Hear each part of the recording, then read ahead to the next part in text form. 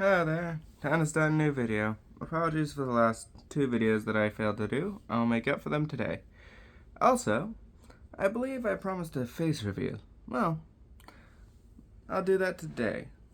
But first, let us get into the old and the new guard. It's an idea I came up with, which is based on my understanding of how politics works in regards to setting up an idea. So let's say you have an ideology. We shall pretend this light bulb represents ideology. It doesn't matter which one it is, really. Could be liberalism, communism, fascism, some other flavor of ideology or belief system. But what's important about it is when it takes power, there are two things needed. One is just raw power or influence. The second is moral weight.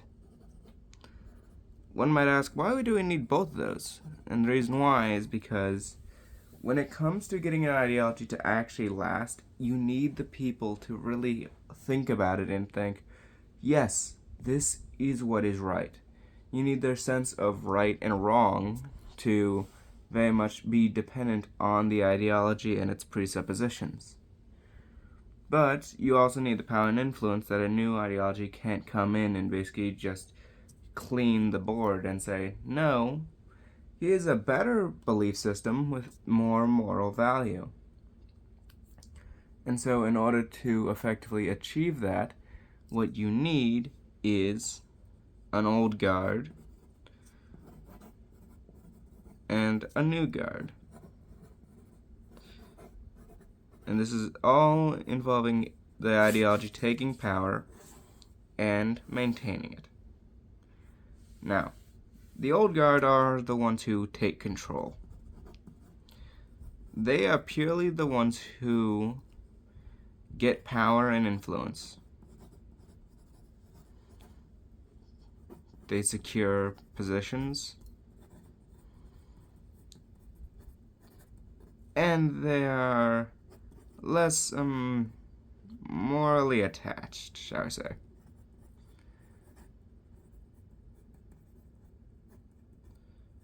The role of the old guard is not, and will never be, to secure moral value. Their influence is specifically directed towards getting more. They are the ones whose job it is to seize power, to take control, set up a good position for themselves, whatever means necessary. Meaning, assassination, in the old guard's use, totally acceptable. Or, yeah. Elections, if it works, it works. It all depends on the society and what the old guard believes is best to maintain their power, or secure more of it. For example, take the United States. How do you get power in the US? Well, there are a number of ways, but assuming you don't have the budget of the United States federal government, which most people don't, most likely, elections are the way to go. And because there are representatives, you just have to find local areas to gain a local support base and slowly spread from there. Now, of course, with a more unstable regime, like, let's say,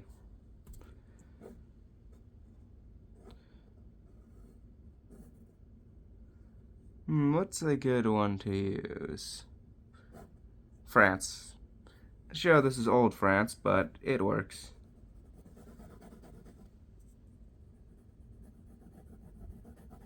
If you want to secure power in France, there are two options. Election, obviously.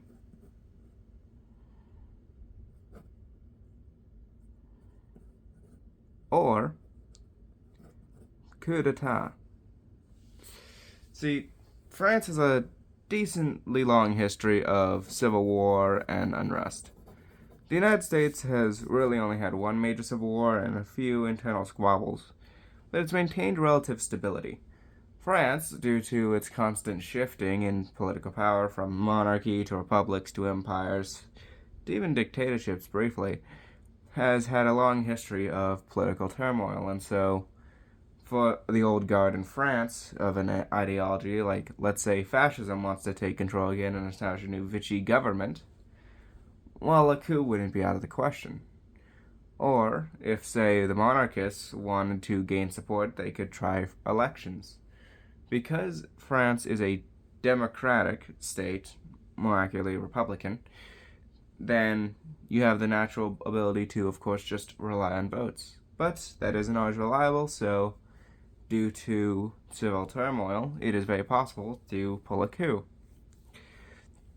Or just wait for France to screw up militarily, like Algeria. That's also an option. But regardless, for the old guard, morality isn't really a matter that they care about so much. The old guard are basically the ones to set the board. You look at the current scenario, you say, okay, my ideology isn't favored, so you clear the board of the ideologies that are a problem. Set the board and place yourself at the top. Now, what about the new guard? What is their role? Well, they're the ones who are supposed to maintain control.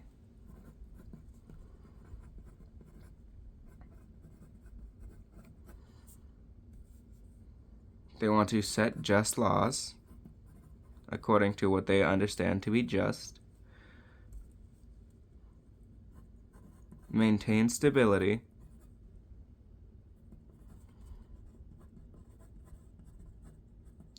and promote morality. There's a reason they come after the old guard. They are the new establishment who needs to control and maintain the new society they have set up. When liberalism first came onto the scene, it mostly followed this.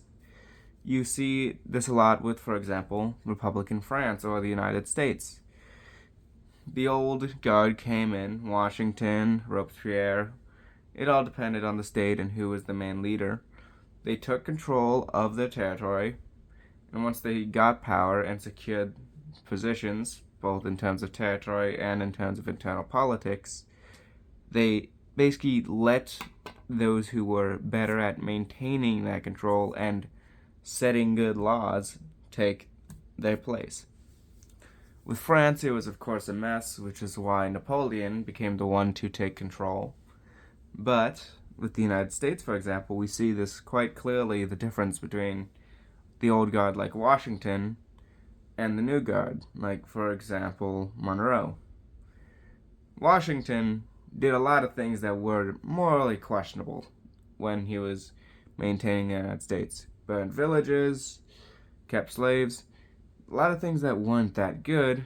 In fact, he actually rounded up former slaves who served in the army to get freedom and sent them back to their masters.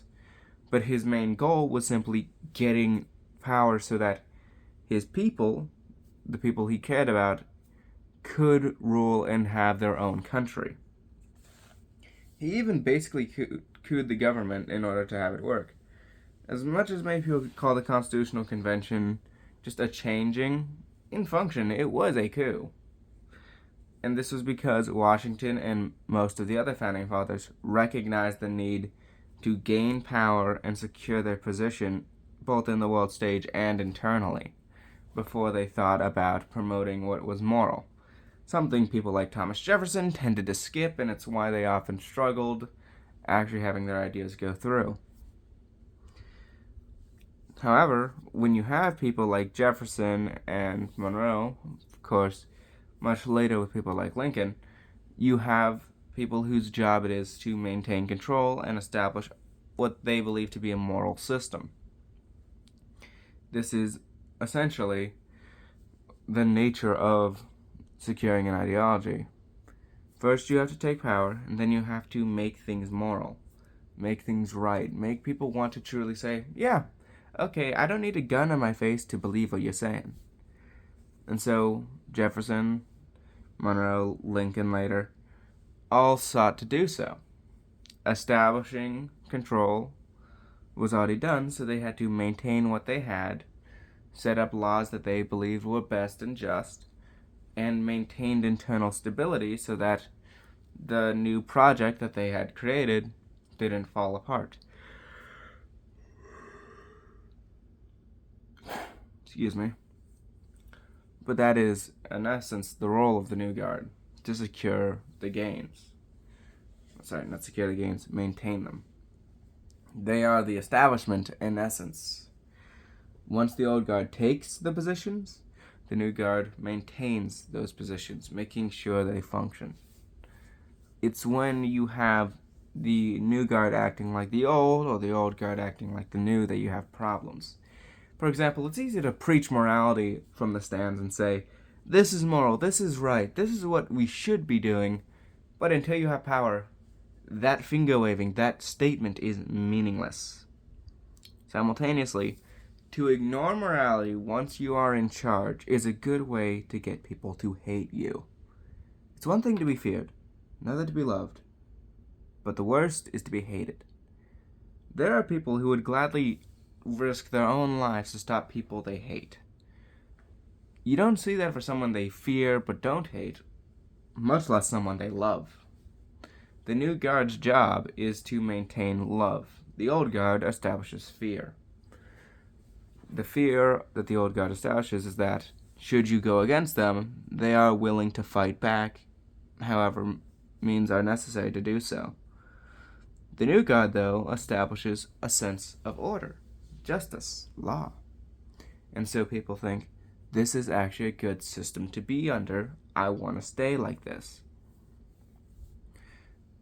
Now, of course, it does depend on the situation on when this transition should occur, but it should eventually occur.